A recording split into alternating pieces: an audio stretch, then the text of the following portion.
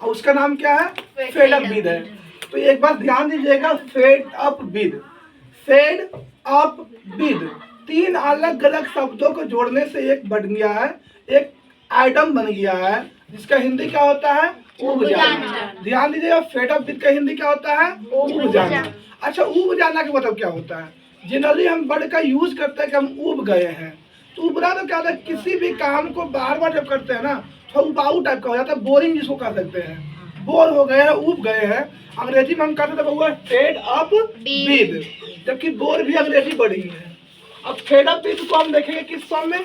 Present form. जब भी present form की चर्चा होगी तो प्रेजेंट फॉर्म में जान लीजिए कि वाक्य कहाँ है, वर्तमान समय की सिचुएशंस को बता रहा है। और जब वर्तमान समय के बारे में बता रहा है तो हम किस फॉर्म में जाएंगे? प्रेजेंट फॉर्म में। और फेड अप विद का दो टाइप होता है, विद वर्ब और विदाउट वर्ब। यहाँ भी दो टाइप होगा, विद वर्ब और विदाउट वर्ब। जब विद वर्ब की बात करेंगे तो इसका मतलब हुआ कि इसमें वर्ब आएगा। अब वर्ब आएगा तो कैसा आएगा बाबू? हम लिखे हुए देखो यहाँ पे वर्ब कैसा आएगा? बिफोर आएगा। अब ध्यान से समझिएगा कि फेड अप विद का स्ट्रक्चर क्या होगा। तो सबसे पहले पीएस, पीएस का मतलब हम कई दफा बता चुके हैं, पॉजिटिव सेंटेंस होता है, जबकि पीक्यू का मतलब क्या होता है बाबू? पॉजिटिव क्वेश्चन होता है। एनएस का मतलब क्या होता है? नेगेटिव सेंटेंस होता है। और एनक्यू का मतलब क्या होता है? नेगेटिव क्वेश्चन होता है। जब पीएस की बात हो रही है तो सबसे पहले क्या आता है? सब्जेक्ट आता है। और प्रेजेंट फॉर्म में होने के कारण ध्यान दीजिएगा, प्रेजेंट फॉर्म में है इसलिए क्या आ गया? Is am are. अगर पास्ट में होता तो क्या देते हम? वर्ब देते। प्रेजेंट का इसे हमने क्या दिया? Is am are. अब क्या देंगे बहुआ? अब स्ट्रक्चर दे देंगे। स्ट्रक्चर क्या हो गया? Fade up with. और फेड अप विद के साथ वर्ब का चौथा फॉर्म। इस चौथे फॉर्म की भी बात कई दफा हुई है। चौथा फॉर्म का मतलब हुआ कि V1 प्लस ING। जैसे रीड में ING लगाएंगे क्या बनेगा? रीडिंग। और रीडिंग हो गया V4। सिंग में ING लगेगा, बन जाएगा सिंगिंग। और सिंगिंग क्या हो गया? V4 हो गया। डांस में ING लगेगा, बन जाएगा डांसिंग। और डांसिंग क्या होगा बाबू? V4 हो गया। तो इसी प्रकार से जब भी वर्ब में ING लगाएंगे तो क्या बन जाएगा? V4 बन जाएगा। और बाद में ऑब्जेक्ट देंगे। ये कहानी किसका था? पीएस का। आप सीधा बैठेंगे, मंटू यहाँ ध्यान दीजिएगा। जब पीक्यू बनाएंगे तो पहले क्या आएगा? Is am are. Is am are को हम पहले करें क्योंकि पॉजिटिव क्वेश्चन है। अब क्वेश्चन जब भी होता है तो सहायक क्रिया से होता है, चाहे डब्ल्यूएच वर्ड से होता है। यहाँ हम सहायक क्रिया से कर रहे हैं। उसके बाद क्या जाएगा? उसका स्ट्रक्चर क्या हो गया? फेड अप विद रहेगा। बाद में V4 और फिर क्या आएगा? ऑब्जेक्ट। जब एनएस बनाएंगे तो सब्जेक्ट का सब्जेक्ट, इज के साथ नॉट आया तो क्या बन गया? और एम के साथ या फिर आर के साथ। एम के साथ नॉट आएगा तब भी आंट बनेगा, और आर के साथ नॉट आएगा तब भी आंट ही बनेगा। उसके बाद फेड अप विद, फिर बिफोर और ऑब्जेक्ट। यहाँ तक समझ में आया कि नहीं आया? आ गई। आगे बढ़ते हैं। जब एनक्यू आएंगे फिर देखो इजेंट और आंट पहले आ गया, सब्जेक्ट बाद में, फिर से फेड अप विद, बिफोर और ऑब्जेक्ट। क्वेश्चन मार्क हमने दो जगह पीक्यू में और एनक्यू में दिया है क्योंकि ये दोनों क्या है? क्वेश्चन है। क्वेश्चन होने के कारण हमने क्या दिया है? क्वेश्चन मार्क दिया है।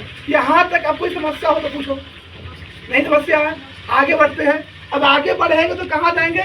एग्जाम्पल के साथ। देखिए जितना भी स्ट्रक्चर लिखा हुआ है सबको 5-5 बार घर पे पढ़िए।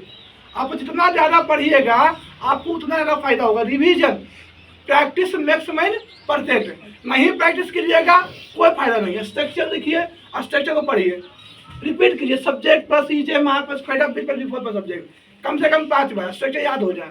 एग्जाम्पल लिखिए, एग्जाम्पल को पढ़िए। हम रट्टा मारने नहीं कर रहे हैं, हम रिवाइज करने कर रहे हैं। रट्टा मारना डिफरेंट होता है। एग्जाम्पल है वो अंग्रेजी बोलते बोलते उब गया है, लास्ट में क्या आ गया? उबना।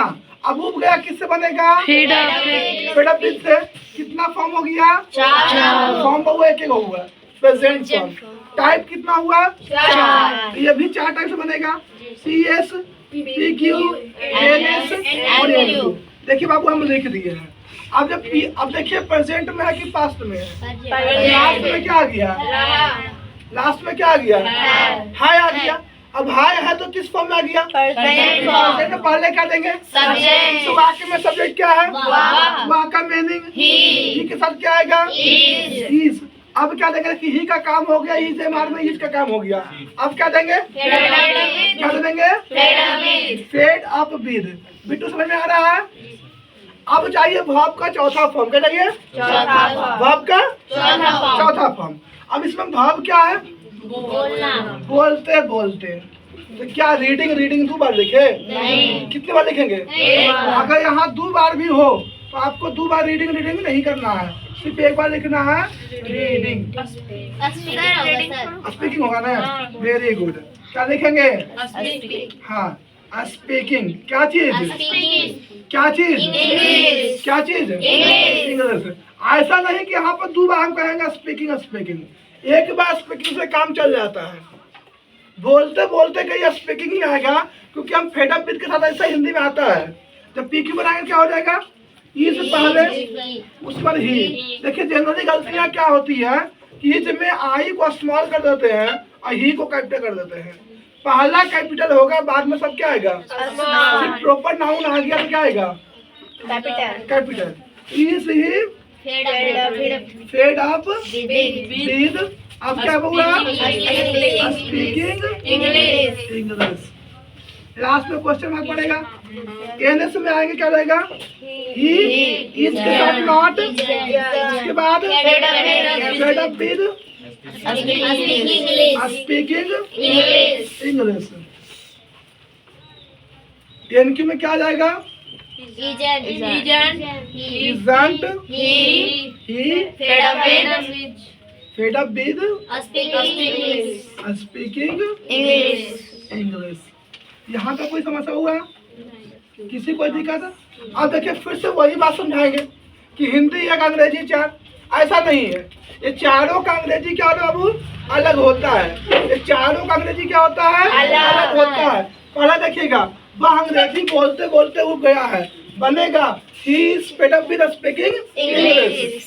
क्या वह अंग्रेजी बोलते बोलते उठ गया है, बनेगा is he fade up with speaking English. वह अंग्रेजी बोलते बोलते नहीं उठ गया है, he is fed up with speaking English. क्या वह अंग्रेजी बोलते बोलते नहीं उठ गया है, he is fed up with speaking English. यहाँ तक कोई समस्या, देखिए इसको।